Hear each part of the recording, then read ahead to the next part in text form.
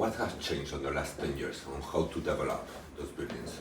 What the workers are looking. Well, interestingly,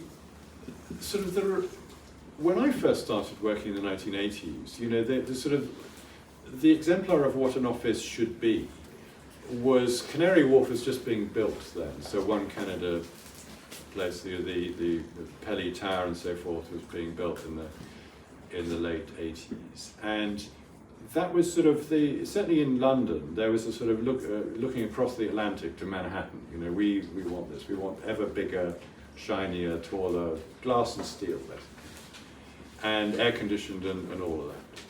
And the technology, of course, then wasn't as it is now. So you know, you need wiring everywhere. You need raised floors. You need all of this stuff. Now technology has moved on so much, and occupancy levels are different and all the rest of it. Lots of buildings that weren't fit for offices can function quite well as offices now. And we see that particularly with younger people. They like that environment.